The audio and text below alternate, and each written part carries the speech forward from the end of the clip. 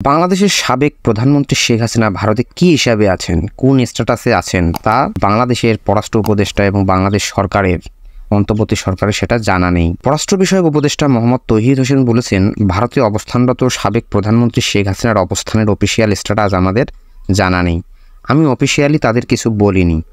মঙ্গলবার 17 সেপ্টেম্বর পররাষ্ট্র মন্ত্রণালয়ের সাংবাদিকদের তিনি একথা বলেন। এক প্রশ্নের জবাবে উপদেষ্টা বলেন, আমরা অফিসিয়ালি কিছু জানি না।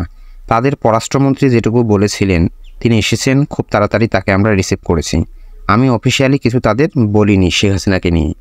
ছাত্র জনতার গণ অভ্যুত্থানের মুখে গত 5 আগস্ট পদত্যাগ করে দেশ ছেড়ে ভারতে গিয়ে আশ্রয় নেন শেখ হাসিনা।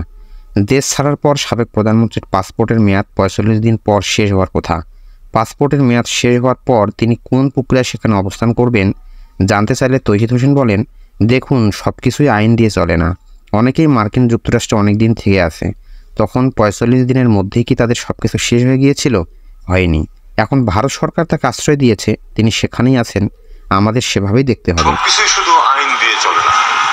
অনেকেই তো মার্কিন যুক্তরাষ্ট্র দিয়ে 2 বছর থেকে আসছে। তাদের কি 45 দিনের মধ্যে কি তাদের কাগজ সব শেষ হয়ে গেছিল? হয়নি। এখন ভারত সরকার তাকে আশ্রয় দিয়েছে, উনি ওখানে থাকছেন। আমাদেরকে এটা এইভাবেই দেখতে হবে।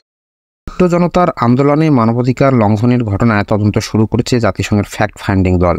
এই বিষয়ে জানতে চাইলে উপদেষ্টা বলেন, তাদের সঙ্গে আজ বৈঠক হয়েছে। তারা কাজ শুরু করবে।